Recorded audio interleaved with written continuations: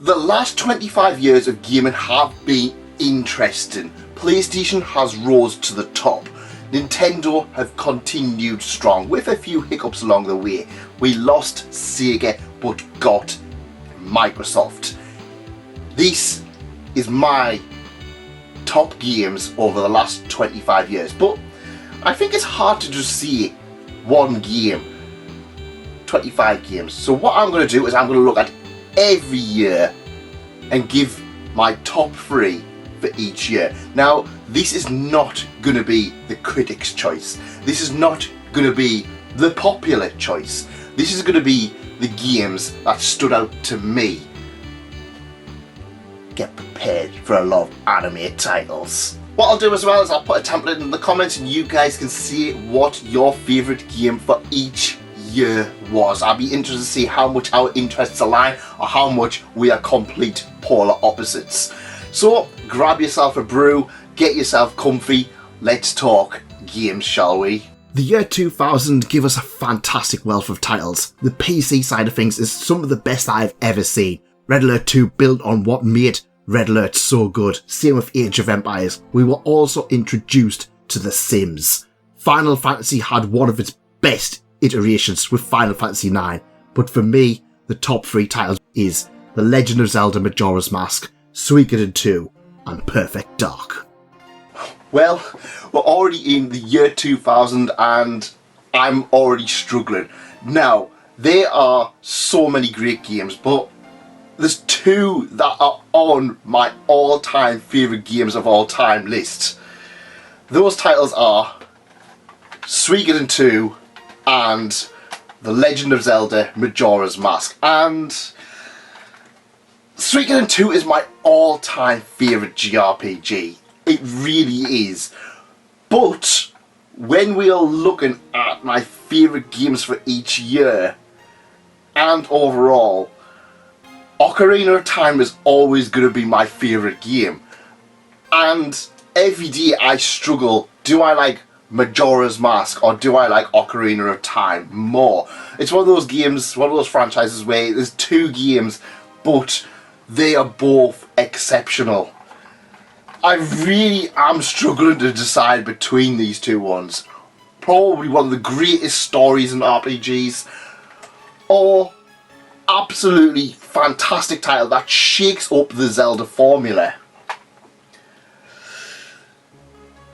I've got to go with Zelda. I know, it's one of those ones. This is an absolutely fantastic game and needs to be on everybody's game playlist if you love JRPGs or RPGs in general.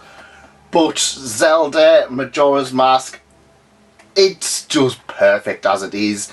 It shakes up the Zelda formula, and while the clock formula is a little bit controversial, it does work for the narrative. And honestly, this is a title that sticks with me so many times. I listen to the OST very often, and you just look back at some of the characters in here and they just completely stick out to the rest of the Zelda franchise. The Anju Cafe thing, the whole thing with the child and her father who's turning into a mummy.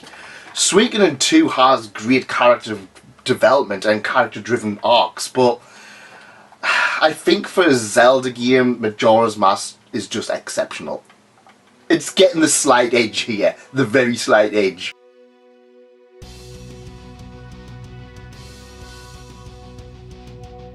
...2001 was an absolutely insane year. Xbox came out and we got Halo, an absolutely joy to play with friends and family. Zelda got both the Oracle games. Pokemon got its sequel with Pokemon Gold and Silver. The Game Boy Advance came out and we got Castlevania on the Game Boy Advance, along with a bunch of ports and a new F-Zero title. Black and White, one of the most unique games I've ever played. Dark Cloud as well. Oh, absolutely fantastic game. If I had to pick a top 3, I mean, Oracles, Pokemon, GTA 3. Gotta talk about GTA 3. 2001 gave us the PlayStation 2, and I still have fond memories of saving up my money to buy a PlayStation 2. Not to say that there wasn't other great games. Obviously, I think this was the year we got Pokemon Gold and Silver. We got the Zelda Oracle titles, which are great titles as well. I believe this is when we also got the Game Boy Advance, and that opened up a bunch more titles, such as obviously we got Mario RPG, Mario Brothers 2, but I don't want to pick remasters or remakes, and I'm going off PAL releases. So it's gonna be GTA 3. GTA 3 was its own main thing, and while the GTA series for me has really fallen off, I'm still gonna look back and love those years playing GTA 3. It opened up a huge sandbox world for us to play in. I've got the map of Liberty City ingrained into my mind. There are many other great titles this year, but GTA 3 is easily the one that's going to take it for me.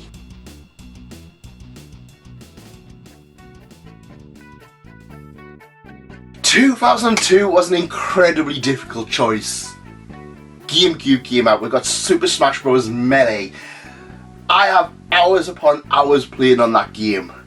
Luigi's Mansion, I play that game every few years and it's always a blast. Mario Sunshine is Mario Sunshine. Final Fantasy X, Metal Gear Solid 2. But again, nothing came quite as close to the absolute massive hype for GTA Vice City. GTA Vice City took the GTA formula and put it into the 80s. One of my favourite eras. The soundtrack is absolutely fantastic. The whole of the plot structure is fantastic. It's one of those games that is just so great. It kind of had to be on my list. And I'm no shade to Smash Bros. Or Melee or like stuff like that. It was very close between Vice City and Melee, but I could easily go back to Vice City today and play through it. Melee is a little bit more difficult to do so, and that's literally the only reason why I edged on. Both fantastic games, both great games. Vice City slightly edges it out for the amount of hype that I had going in for it.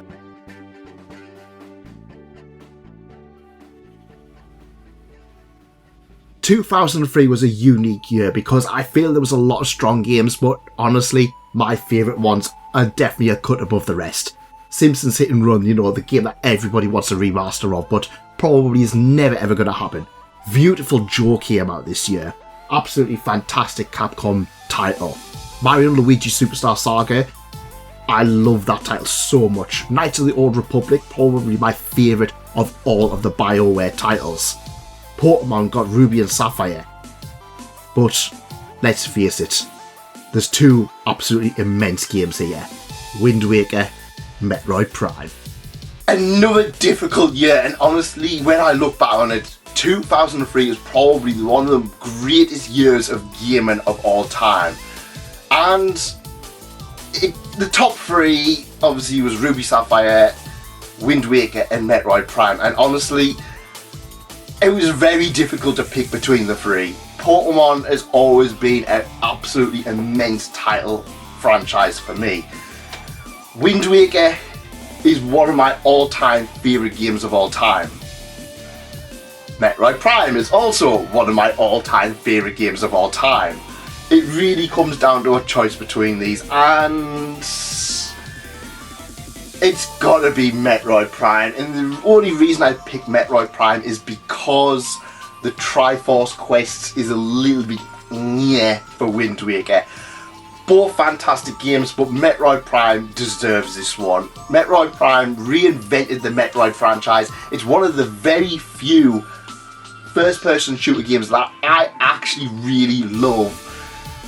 And while I can play both of these games and say, yeah, they still hold up, surprisingly, considering GameCube, it was so many generations ago. Metroid Prime, it's gotta be it. I feel like this is a great Zelda game, but it's just another long line of great Zelda games. Metroid also has a bunch of great titles, but I think Metroid Prime was something exceptional. Metroid Fusion as well. Oh. It's gotta go with Prime. I've gotta go with Prime.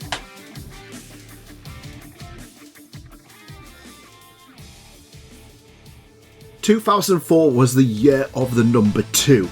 Honestly, Not to say anything was bad, but so many sequels to fantastic games. Metroid Prime 2 came this year, Halo 2 came this year, Pikmin 2 came this year, The Sims 2 came this year, Half-Life 2 came this year. We got the Western debut for Fire Emblem. Final Fantasy X, that got a number 2. The Zelda Minish Cap got a release. World of Warcraft got its initial release. San Andreas also came out this year. Now, this year was quite a difficult choice simply because while a lot of things were great, I wouldn't say there was anything super exceptional and there wasn't one that was kind of a clear cut above the rest. But I think when I look back and stayed true to my heart, it was Paper Mario. Now, Paper Mario, this is the second game, The Thousand Year Door. This is just a fantastic RPG on its own. It just does everything right. It's fun, it's enjoyable, the combat system's absolutely fantastic. It's a nice little spin on the turn-based whole thing. And the visuals are fun, and to be honest, all of the companions are great, the worlds are great, and it's not one that's going to be too difficult. You can sit and play it, you know, for like a few hours and just have a great time of it. I love every time I get to play this title. It's always one that I enjoy doing so with.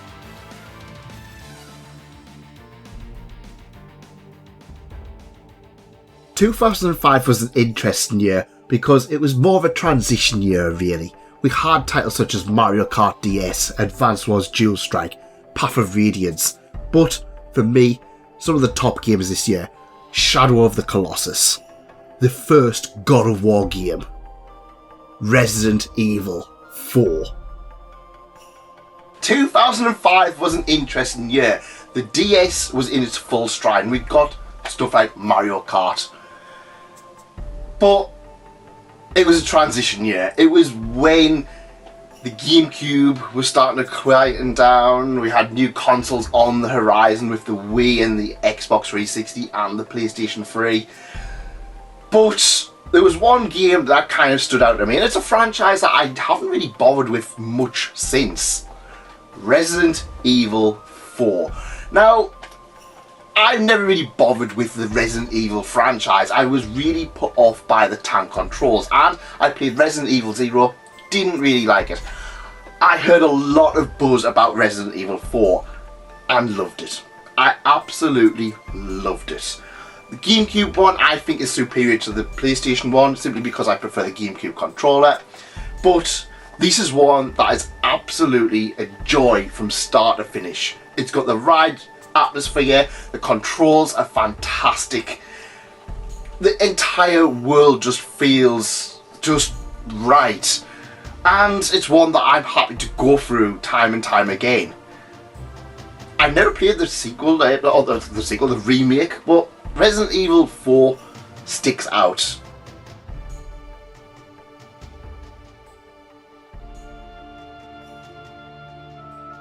"2006 was one of the biggest years for gaming for me. Titles such as Suikoden 5, ending the series on an almost perfect note. Animal Crossing Wild World came out, and I can't tell you how many hours I sunk into that one. The Wii released, we got Wii Sports and Twilight Princess. We also had Oblivion, an absolutely huge open world fantasy title. Speaking of fantasy, we had Japanese gods with Okami. Some of my all-time favourite games this year: Okami, Twilight Princess, Wii Sports, Dragon Quest VIII. 2006, and again a very difficult year. This gave us the Wii era. Wii Sports, Twilight Princess, and Twilight Princess was very high on the list. Okami, great title that I go through time and time again. But there was a franchise that just did a JRPG perfectly. A franchise that didn't actually come to the UK until this. Well, we kind of had a spin-off earlier on. Dragon Quest VIII.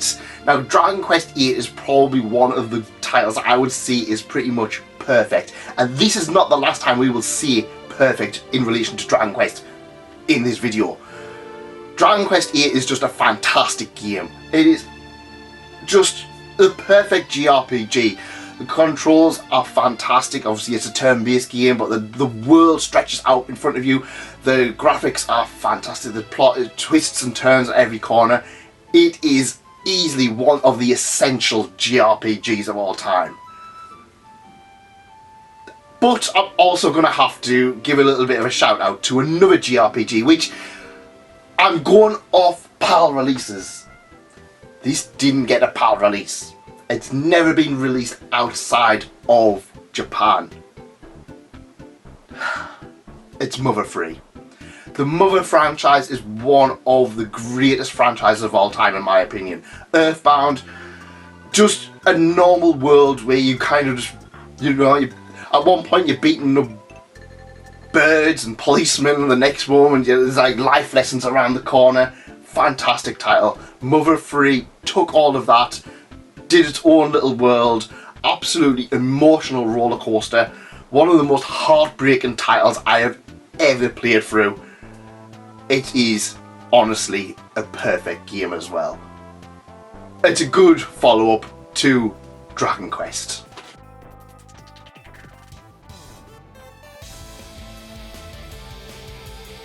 "2007 was another great year. We had new entries in the Pokemon franchise with Diamond and Pearl. Super Mario Galaxy leapt onto the screen and is still one of the best Mario games of all time. Portal, an absolutely fantastic game that you can beat in under an hour. God of War received its very first sequel with God of War 2. Metroid Prime 3 came out. We also had an incredibly underrated title with Elite Beat Agents.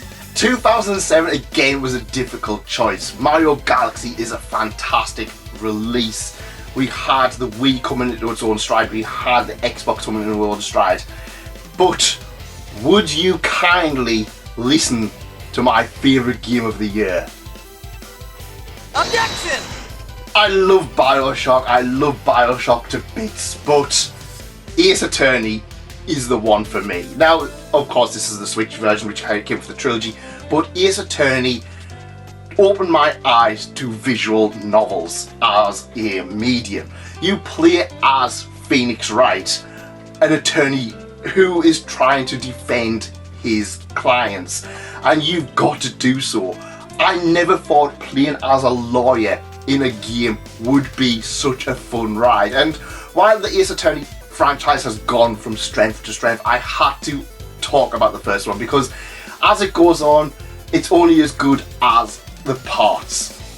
Ace Attorney 1, I love it. I played through this game so many times. It is one of my favourites. And Bioshock, that is also a fantastic one as well. It's another year where it's incredibly difficult. 2008 gave us games such as Super Smash Bros. Brawl, GTA 4, Little Big Planet, Mario Kart Wii, Professor Layton. That's right, the Professor Layton series started its epic puzzle journey. But to me, some of the most key titles were Fallout 3 and Final Fantasy Tactics Advance 2. So, this year was a difficult one. Again, so many great titles, but there had to be one, and it was a no-brainer when I look back on it. Now, this is the PlayStation 4 version, but it's Valkyria Chronicles. Valkyria Chronicles takes place during an alternative world war. And it's very on the nose about it. It is literally, you are taking control of this unit and having to go and do, well, fight in a war basically. The combat system is fantastic. It's kind of mixed turn-based with third-person shooting. The art style is beautiful, absolutely beautiful way of doing it. Yes, it's animated visuals, but I just love the whole greeny kind of retrospective look of this title.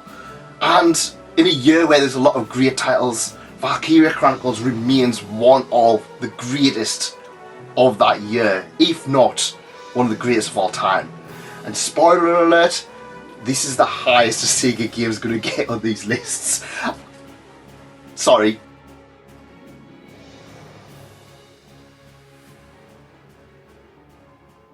I think we can say just about every single year is exceptional. However, 2009 for me was a very key year. It was when I got my PlayStation 3, and that opened up so many more titles. Pixel Junk Monsters, Uncharted 2, Mario and Luigi's Bowser Inside Story, GTA Chinatown Wars, Halo 3. We also got Minecraft, and I'm going to give this as a kind of a little bit of a special mention because Minecraft is nowhere near what it was then compared to what it is now. It is a sum of all its things. I can't say 2009 Minecraft was the game of the year. But some of the best games this year: Arkham Asylum, Left 4 Dead 2, Assassin's Creed 2. So, 2009 was a weird one. This was the year I got my PlayStation 3, and honestly, looking back, Assassin's Creed 2, Arkham Asylum, some fantastic titles. But it's also one that I kind of wouldn't say was like a fantastic year. There's a lot of great titles, but there's a lot of titles where I'm kind of looking back and I was like, yeah, I enjoyed that, but I kind of wasn't like hooked on them. Dragon Quest IX though, that came out. And it's been a bit of a forgotten Dragon Quest title simply because it was on the DS and it's been basically, well, left on the DS. Nintendo did a hand with publishing it, and with it being a DS game, it's a little bit more difficult to get onto modern systems. But it is a great Dragon Quest entry, and I spent a great summer playing through that title. And honestly, it's one of those ones where I just think that if I went back, if it was on modern consoles, I would have played through again and loved it again. Dragon Quest just constantly nails it. It really does. Won't be the last time we hear about this one.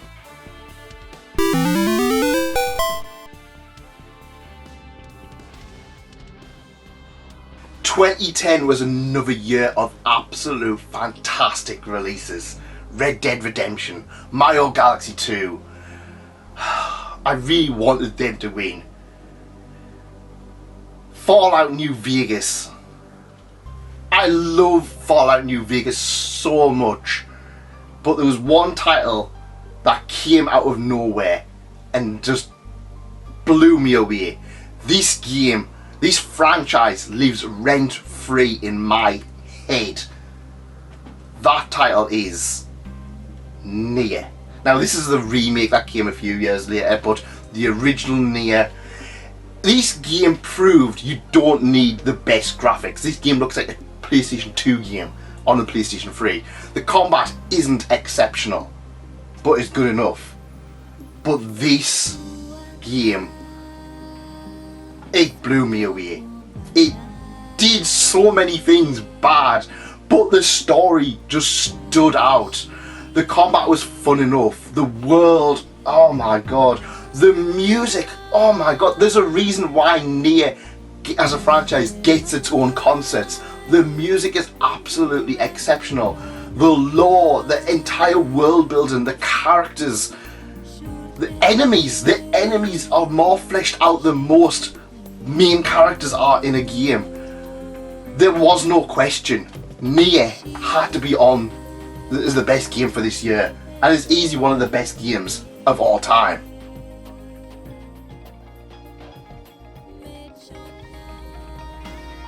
...2011 came, and honestly another fantastic year. Mario Kart 7, Rayman Origins, Little Big Planet 2. We got fantastic titles such as Arkham City, Portal 2, Pokemon Black and White. We got the absolutely huge world of Skyrim, and of course another Zelda title with Skyward Sword. 2011 and a difficult year. Skyrim, Skyward Sword, Pokemon Black and White. But in the UK we got a certain title, the start of one of my favourite franchises, one of my favourite games of all time. It was a difficult choice, but it really wasn't. I look back and this game just stands out. Xenoblade Chronicles. Now, in the UK, we got this a little bit earlier than America. America has this listed as a 2012 release, but nope, it's a 2011 release. Xenoblade Chronicles came at a time where JRPGs were struggling. Yes, we had Nier, but it wasn't really a full-on JRPG. Yes, we had Dragon Quest IX, but while it was great, it was limited to the DS. Xenoblade Chronicles was on the Wii, a weaker console, and yet boasts a world bigger, more exceptional than just about anything put out on the other consoles at the time. And this one is fantastic. The entire plot, it's cheesy, but it's fun. The world is well built. Characters, just random characters, have their own day-to-day lives. They are fleshed out. You get like what's called an affinity chart, where if you do enough quests, you learn more about these characters. The main characters, they're all fun. Now it's rhyme time. We got English dubbed voice acting, something that worked great in Dragon Quest, but came into its own with Xenoblade. The lumen of the Mechanus, the fact that the world takes place on giant titans was something different, and the world is absolutely huge. Each area is absolutely massive. This is one of those games that just blew me away at a time when Final Fantasy was farting out 13. This is one of the exceptional titles and was just made better with the 2020 re-release.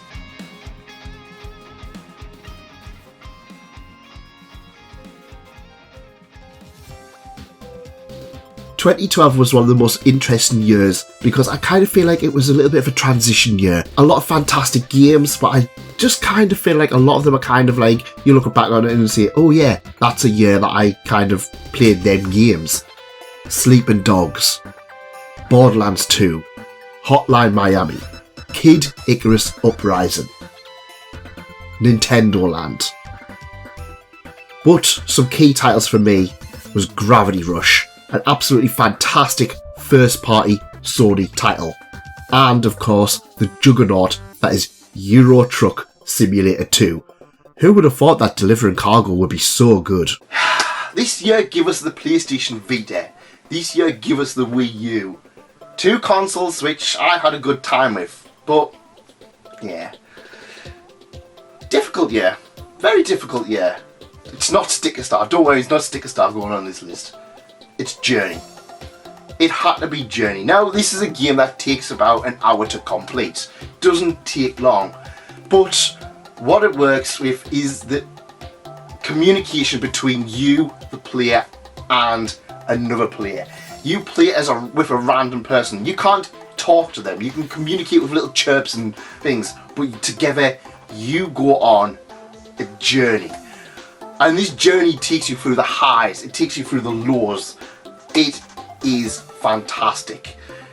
I would love to own a physical of this. I don't know why, they just never kind of bothered really. Oh, I think that maybe the depot was kind of like, I'd already owned it, but yeah.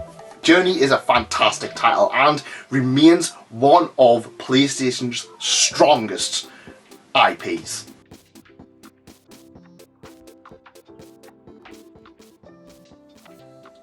2013, and again another difficult year just to pick one great game. Animal Crossing New Leaf, Assassin's Creed Black Flag, The Last of Us, GTA 5, Super Mario 3D World, Pokemon X and Y, Pikmin 3, and of course we could commit war crimes with RimWorld. But for me, I think some of the key games was Fire Emblem Awakening. I've said on this channel before, this game absolutely changed my life with how good it was. Tomb Raider 2013, Tomb Raider got a reboot, and honestly I absolutely adore this game. I wish it would get a new title in the franchise. 2013, what a year, absolutely fantastic year for gaming. But let's face it, we're going to go back to our old pal Link for the game of the year. Link Between Worlds. Now this was a game that at first I wasn't sure about, but it is the sequel or the same world as Link to the Past, and I feel like this game often gets overlooked. It's a bit of a shame, to be honest. This is an absolutely love letter to the whole of this 2D Zelda franchise. It brought back the 2D franchise for the first time in quite some time. it is a fantastic fun game. A little bit easy, gonna be honest, a little bit of an easy one, but this is one that you can sit down and play through in a day, in a weekend. It's one of those games where if you just want a good Zelda game, a strong Zelda game, Link Between Worlds is your go-to guy. And honestly, I love it. It's one of those ones. I would love to play this again on the Switch, but it's stuck on the 3DS. For now, I'm hoping. But I loved it. I love the fact you could do the dungeons out of order. It made it a little bit less special to get the dungeons, the items in the dungeon, but still, you got to rent all the items and you got to change things up a little bit. It was a really fun game. Easy, you can play it in a weekend, but it's a solid Zelda title, nonetheless.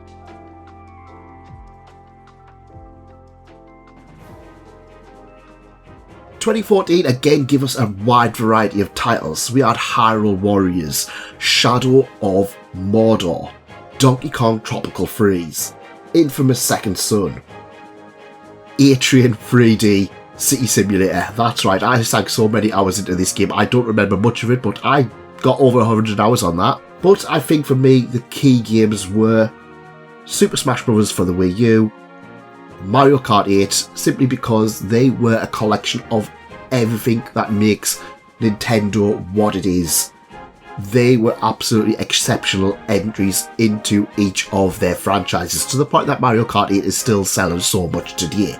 This year was a bit of an awkward one. There was a lot of games that I really liked. Mario Kart 8, Donkey Kong Tropical Freeze, Smash Bros. On Wii U. But I liked them, but I don't know. These games don't really stick out.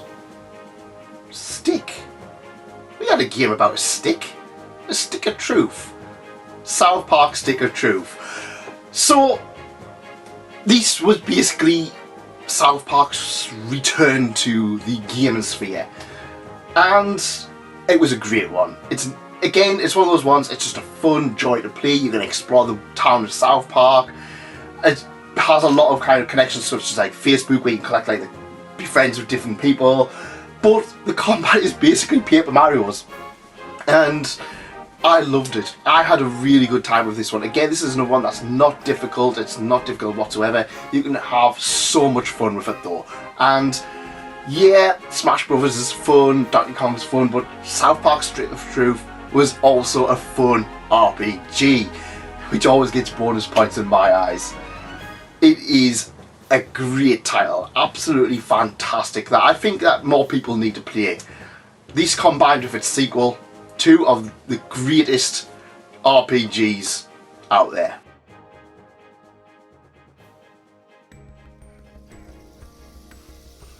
"2015, and we start to see a big shift in terms of games. I feel like 2015 was still a fantastic year. However, we are starting to see a lot more remasters, remakes. A lot of the critically acclaimed stuff was stuff like with DLC. You look at the best selling stuff, it was DLC or it was remasters of older games. Not to say that this year was bad. We got Metal Gear Solid 5, Mario Maker celebrating Mario's 30th anniversary, Undertale, Splatoon, we got our first one. We got City Skylines, we got The Witcher 3, and we got Fallout 4. For me, some of the best titles were City Skylines. It took everything that we got from SimCity, made it almost perfect, and has always had a continuous support. Again, it's another one that's kind of the sum of everything rather than what it was in 2015. And another one called Shovel Knight, one of the very best indie titles and a perfect love letter to retro content in a time when I think that it was before we got a lot of these indie games on our screens and stuff like that. Obviously, indie games were still taken off, but both City Skylines and Shovel Knight were kind of considered indie darlings compared to the bigger titles. Again, 2015 was another fantastic year with so many big hitters. We got another Tomb Raider title. I love the 2013 one, so I love that one. Fallout 4, not as good as New Vegas. Witcher 3, yeah, I like that game. But there was one game that came out this year that put everything else to shame. It really did. Xenoblade Chronicles X. Again, this is the Switch port. Well, These came out on the Wii U, an underpowered console, and I'm going to be honest, I genuinely don't think I can name maybe 3 games that came as close to this one did in terms of scope. Absolutely massive world with biomes, rich biomes, monsters that have their day-to-day kind of roots and stuff like that. Plenty of playable characters. We had loads of NPCs. The Affinity Chart system came back from Xenoblade Chronicles. We got to pilot mechs in one of the most satisfying things of all time. Getting your mech and being able to start running around in a giant mech and beating up monsters. Eventually being able to fly around. The story, yeah, but this game is absolutely fantastic. To the point that I played Witcher 3 immediately after this and had to shelve it for a few years because Witcher 3 just did not hold up whatsoever. This is one of the greatest games. It is absolutely fantastic. And if you've never played it on the Nintendo Switch, do so. Absolutely fantastic game.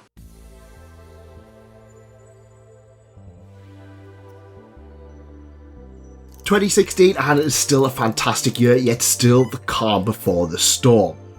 Fire Emblem Fates, Dark Souls 3, Kirby Planet Robobot, XCOM 2.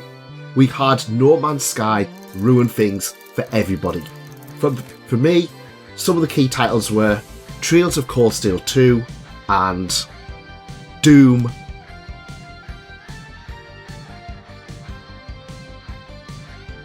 "2016 was a difficult pick. Much like everybody else, I got addicted to Pokemon Go. But again, much like stuff like Minecraft, over the years, Pokemon Go has been a big thing.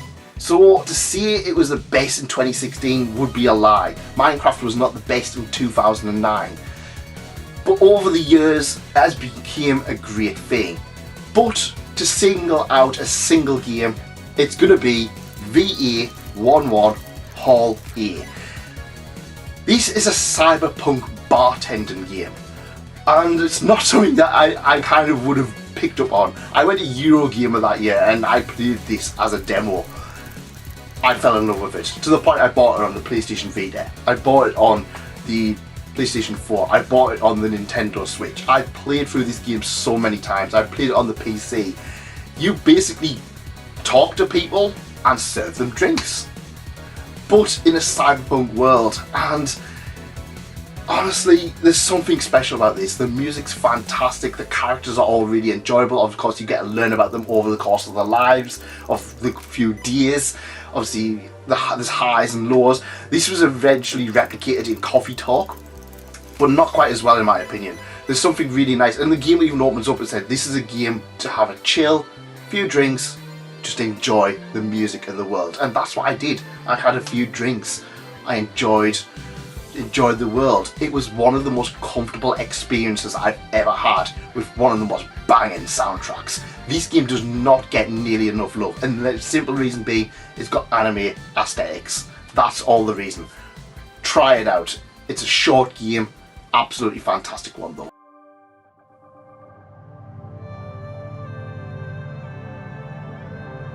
"2017 may be one of the greatest years for gaming of all time. We got Resident Evil 7 Biohazard, Cuphead came out, Hollow Knight started in 2017, Horizon Zero Dawn also released. But honestly, it's a fantastic year.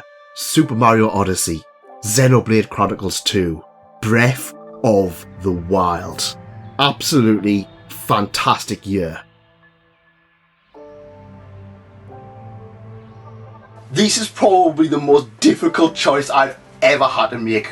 2000s was difficult, but it was down to 2.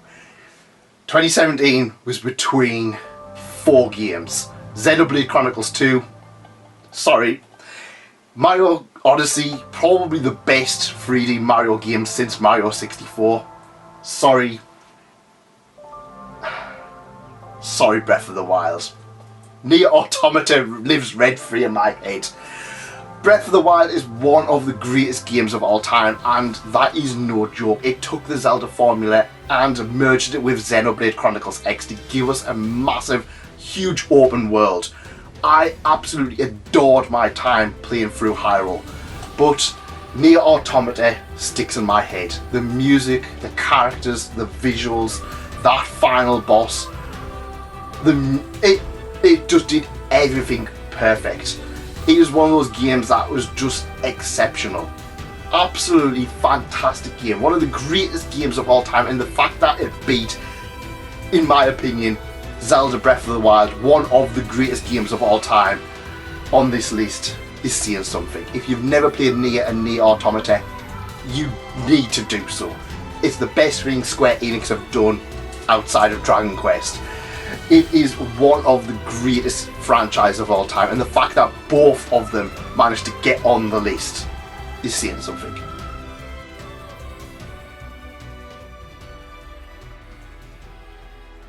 ...2018, and it was another great year. Xenoblade Chronicles 2 Torna. Now, I wasn't sure whether to include this since it technically is DLC.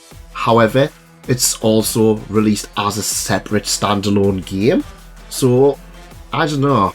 It's up to you guys. It's not winning, so it doesn't really matter. We got Celeste. We got Valkyria Chronicles 4. We got Red Dead Redemption 2. Everybody is here. Super Smash Bros. Ultimate. That was also released on this year. 2018 brought us a bunch of great titles, but again, the perfect JRPG re-emerged its head.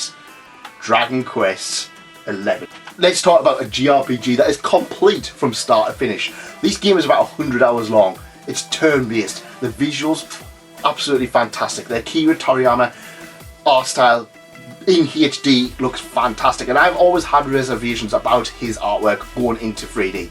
The old Dragon Ball Z games weren't fantastic, but Dragon Quest 11, one of the greatest JRPGs of all time. And when everybody asks for an introduction into JRPGs, I don't recommend them Final Fantasy. I recommend them Dragon Quest 11. This is on PlayStation 4, it's on Nintendo Switch, it's on Xbox, it's available everywhere, and it's a great version no matter which port you play. Never played the 3DS one.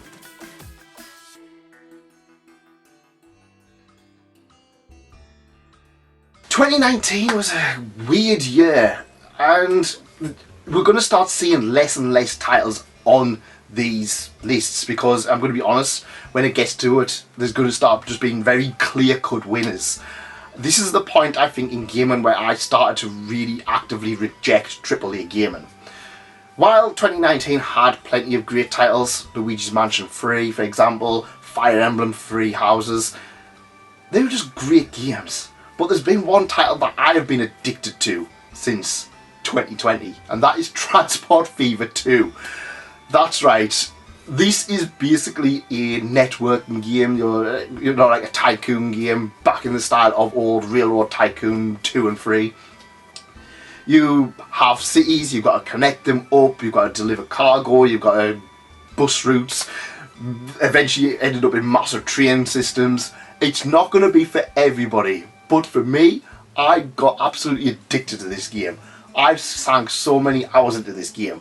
It is a great, great game.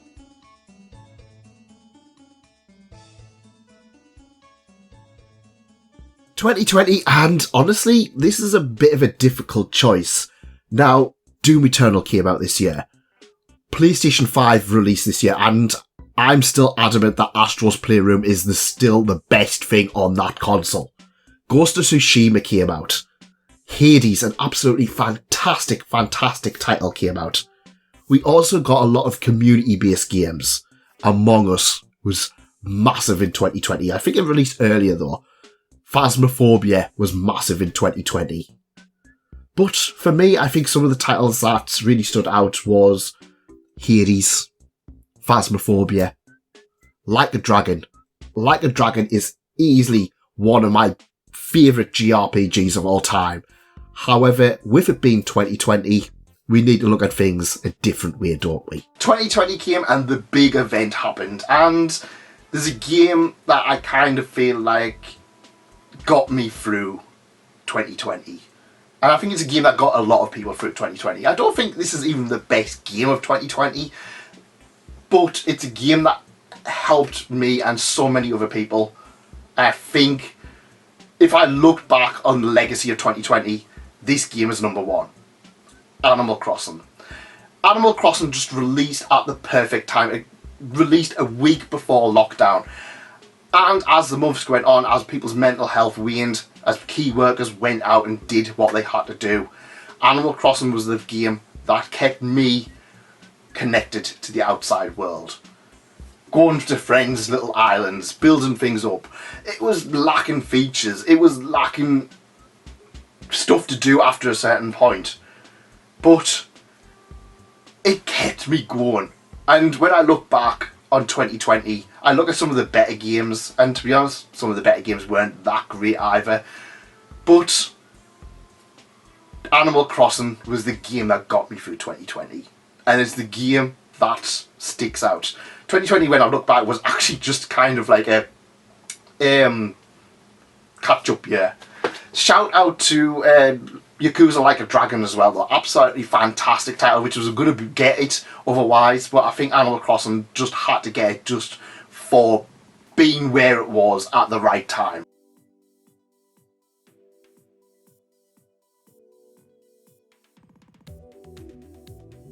"2021 was another year which I feel like a lot of the key games were either remakes, remasters, or ports of older games onto new consoles, but there were still a few fantastic titles. Unpacking, a really, really comfy title. It Takes Two. Tales of Arise. Now, I haven't really talked about the Tales of games much on this thing, but yeah, I still enjoyed Tales of Arise.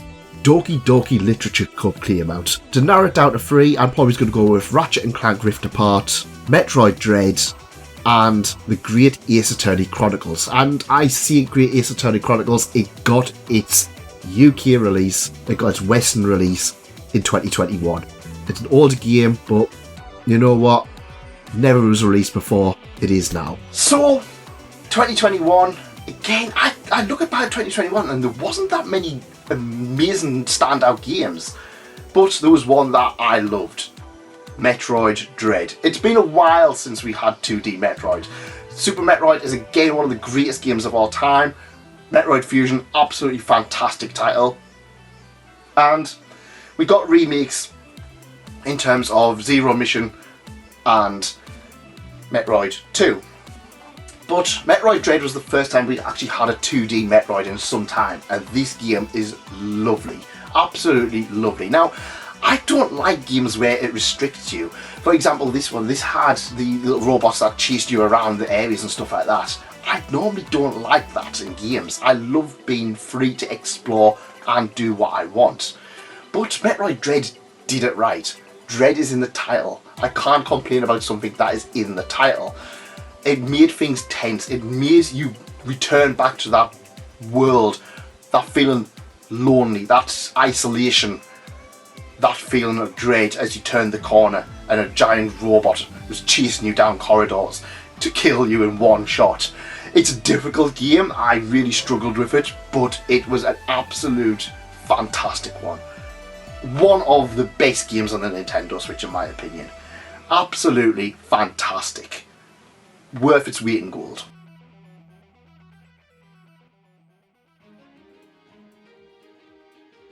"2022 was when I really embraced the Nintendo Switch, and this will be reflected in things moving forwards. Splatoon 3 came out, Kirby and the Forgotten Land, we got Elden Ring. Now, for most people, that would be their game of the year, but for me, there's plenty of other titles. Tunic, absolutely fantastic callback to Legend of Zelda. Vampire Survivors, such a great game that was always cheap. Pokemon Legends Arceus. Now, we're not going to see Pokemon too often again, but Legends Arceus was absolutely breath of fresh air in that franchise. Trails from Zero got its Western release, and it was an absolutely joy from start to finish. 2022 was a year. it was a fantastic year for gaming. In fact, it was one of the best years I would say for gaming. You guys are probably already going to guess what game's going to get, but before we get there, let's shout out a certain free PC title.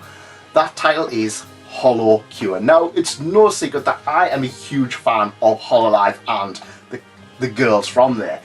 Hollow Cure is a Vampire Survivors clone, but it takes that and does different things. Each of the girls are their unique character. They've all got their own special skills. There's level ups, there's power ups, all Hololive related. But the game is absolutely free. The creator didn't want to charge money for it because he thought it was wrong. It was a side project for him. He didn't want to turn it into a job. But Hollow Cure, absolutely fantastic game. I've sank over 100 hours into that game. Absolutely great. But the best game is of course Xenoblade Chronicles 3. It was a tough choice, to be honest. This is one of my all-time favourite games. It's always a toss-up between this one, the first one, and Xenoblade X, which, considering that's 3 of the 4 games, is a very good choice to have. But yeah, this one took everything from the first and second game and made it fantastic. It literally smushed together the 2 worlds to make one big narrative. One of the chapters had me in tears. A game that makes me cry is always something that's going to be on my top lists. Simple as that. We've seen it with other titles like Nier and stuff like that. Xenoblade Chronicles 3 did everything it needed to, and in my opinion is now the gold standard of JRPGs. We had Trails from Zero, I think, came out this year, finally, from Japan. But Xenoblade Chronicles 3 had to get it.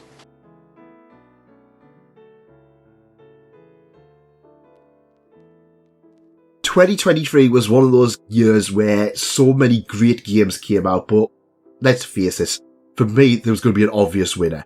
So some other key titles that came out was Spider-Man 2, we got Super Mario Wonder, we got Pikmin 4, we got Baldur's Gate 3, Dave the Diver, Alan Wake 2, Against the Storm. Honestly, I haven't played half of these games, and some of them I only just played this year. Xenoblade 3 got its Future Redeemed DLC. I wasn't sure whether to put this on because, again, it's another full game as a DLC. It's not really fair to kind of say that. However, it is critically acclaimed. It is one of the highest rated JRPGs that's out there.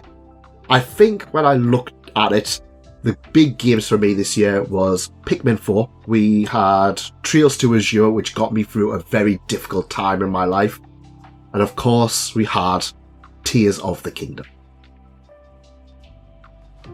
Back in 2017, Nier Automata won.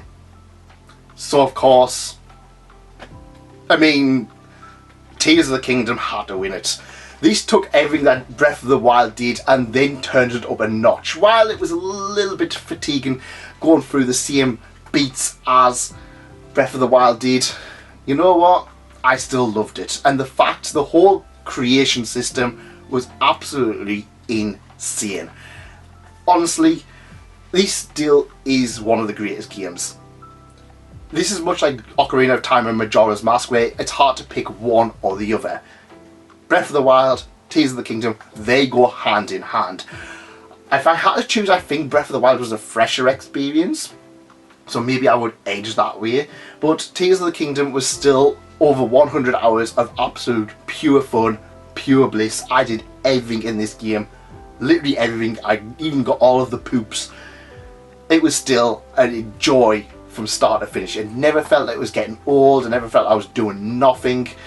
It always felt like I had something to do, and the world was fun to explore. It was fun to make these giant robots and smash them against other things. It was fun building things. It was fun, just the combat was just a joy. Breath of the Wild slightly lost to Nier Automata, but let's face it, in 2023 I can't think of any game that was better than this, and it was a great year.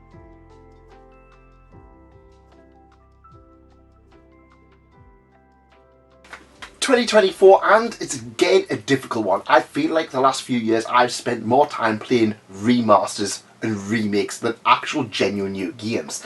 Now, most likely in a year's time, if I did this, Astrobot would probably be on my list. However, I've only just got this. I'm only just getting this a few weeks ago because, if I'm honest, I can't justify the price of PlayStation first-party games at full price. They always drop in price so fast, and I got this for less than half the price as it was when it first came out. So I've not had a chance to play it. Will it be on the list? Well, we'll find out maybe in a year's time. Other than that, a lot of the games were good, but they weren't exactly games that appealed to me. But the one game that I think that I felt was a cut above the rest was Emio the Smiling Man. And I can guarantee you that this was on none of your lists for me to put this on, or it's probably on none of your lists. Why is it on here? Well, this is a horror game. This is a visual novel horror game. It's also a detective game. So, much like having Ace Attorney on there all that time ago, Emio the Smiling Man, well, I think it stood above the rest. It was haunting, it was chilling, but the story kept me gripped, and it was an absolutely fantastic story that also gave us a nice revisit to a classic franchise that just never got any love in the West. Emio the Smiling Man is an absolute must play if you enjoy Switch horror games. It's a visual novel, but there's enough to it that you will enjoy it, and the narrative is pretty darn strong.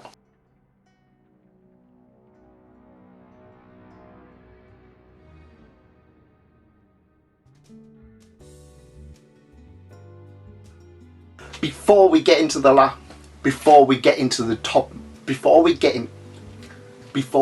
my top 5 games over the last 25 years, leave a like and consider subscribing to the channel. It's absolutely free. I don't charge for anything on top of what I'm giving you here. Absolute free content, but you can help me by leaving a like and consider subscribing, and let me know in the comments what your favourite game was for each year. Have you found some new games that you want to try from this list? And I always love seeing more titles that I have not played. Keep it civil. We're all adults here. At the end of the day, there's a lot of negativity in the gaming sphere. We want to try and avoid that. We want to have good vibes. Tell me what your favourite games are. If you disagree with them, tell me. I want to know, because there's plenty more games that I haven't played, and I'm guaranteeing you, most likely in that list of 25 games, there's at least one game that you guys have probably not played. So the top 5 games, I'm going to be honest, I've made a little bit of an exception here. I kind of don't want to have the same franchise be the top 5. It's not fair to have my top 25 games all be Zelda. So one game from each franchise, which actually made it a little bit more difficult to pick some of these out, but this, I would say in order probably. Number 5 is Nier Replicant. It was very tough to decide between this one and Nier Automata, but yeah, Replicant is the one that got me into the franchise. It's the one that sticks with me the most. The characters are absolutely fantastic. The world is beautiful, haunting, and the story beats are just perfect. This game opened me eyes to different ways of telling a story, different unique ways of playing through a game, and how everything is not necessarily as cut and dry as a narrative will want you to know. This is easily one of the best games of all time, and Nier Automata is the perfect sequel. However, I just had to kind of give this one that little bit extra simply because it was the first one, and I never would have played the second one without. The next one is, again, it was a difficult choice between the 3 games, but I had to go with Xenoblade Chronicles 3. Now, I think Xenoblade Chronicles 1 is the better one to start with, and I think overall it is slightly the better game. However, looking at it, Xenoblade Chronicles 3 takes everything from 1 and 2 and mishmashes them together into the 3rd title. It's got a lot of highs, it's got very emotional scenes, the whole world is vibrant and alive. This is the build up from a fantastic series that again has been just about in winning just about every single game of the year, in my opinion, for the last few years. They invented a new instrument to get the soundscape that they needed for this game, and I think that is something that needs to be applauded. Xenoblade Chronicles 3 is an absolute pinnacle of both Nintendo games and the JRPGs. It's not the number one on this list, but yeah, this one absolutely fantastic. X absolutely fantastic. 1 and 2 absolutely fantastic. This one just beats it out for being a combination of everything. Next up is Metroid Prime, and I think the remaster just solidified how good of a game this was. I don't like first-person shooters. There's very few first-person shooters, especially straight-up first-person shooters, that would be on this top 25 list. There was Fallout New Vegas, which is more of an RPG. There was Bioshock. There was Perfect Dark. But Metroid Prime, I think, just beats all of them out. It's a short enough game that you can just beat it in a weekend, but there's enough fun in there. There's enough unique instances in there. You feel isolated and alone. You can get good at the game. You can be terrible at the game. There is a lot of great things to talk about Metroid Prime, and I'm really happy because, to be honest, when I looked at this, I genuinely did not think that this would actually be as high up as it is. I was surprised that I actually enjoyed it more than the Xenoblade titles, and that's just one of those things. It is quite eye-opening. Maybe in a few years when Xenoblade 4 comes out, I might like that more, but as it is, perfect game. Almost perfect. Metroid Prime, almost perfect game. Number 2 is a game that actually didn't get to number 1 on any single year, but it was also the game that kind of narrowly missed out, very narrowly missed out, and this is, in my opinion, the best JRPG of all time. And I can't imagine another game that's going to be better than it. Suikoden 2. This game is absolutely beautiful. The sprite work is absolutely gorgeous. While the graphics don't hold up as well as they could have, it did get a remaster to kind of fix a lot of that. The plot is absolutely amazing. It is absolutely one of the greatest plots I have ever experienced. And while a huge amount of nostalgia will be sinking into this, maybe Xenoblade is a better game, but honestly, I can't imagine another game that's going to top this one. We've had games which have tried to kind of recapture it. Suikoden 5, for example, was a very high one on my list, but just wasn't the best game even on the year it released. But Suikoden 2 is easily one of the greatest games of all time, and I think it deserves more attention than it does. And finally, well, you know which franchise was gonna be in the top 1. You know which one it is. It's the franchise I think just got by every single release got a nomination, and it was very difficult to pick one. The Wind Waker is a fantastic release, but I did enjoy Metroid Prime that bit more, and I felt it would be a bit wrong to put that at number 1. Twilight Princess, I absolutely love that game, but again, it just wasn't my favourite game of that year. So it came down to it. Tears of the Kingdom or Breath of the Wild. And I think Breath of the Wild was the better game. But then, again, my favourite game of all time is Ocarina of Time. And with Ocarina of Time goes hand in hand with Majora's Mask. And I think it does say something, the fact that, yeah, there's been 25 years of games, but still my favourite games over the last 25 years, 2 of them, the top 2, were the ones that were in the 2000s. Is nostalgia making a big part of this? Absolutely. And at the end of the day, this is why it's a fun thing. At the end of the day, this is why I don't see it. Oh, you know what? It's definitely the best game of all time. It's my favourite game of all time. This took everything that Ocarina of Time did and did a sidestep. It did unique things that have never been seen again in a Zelda game. I've never seen the clock time thing ever be done in another game. the world feels alive. Clocktown feels like a genuine, real place because everybody has their own business, their own things they are going to do. It's also a fantastic game in terms of dungeons. That was the only thing that was lacking from Breath of the Wild Tears of the Kingdom. Dungeons. And if Breath of the Wild had proper dungeons, I think that would have been number one. But as it is, it's got to be Majora's Mask.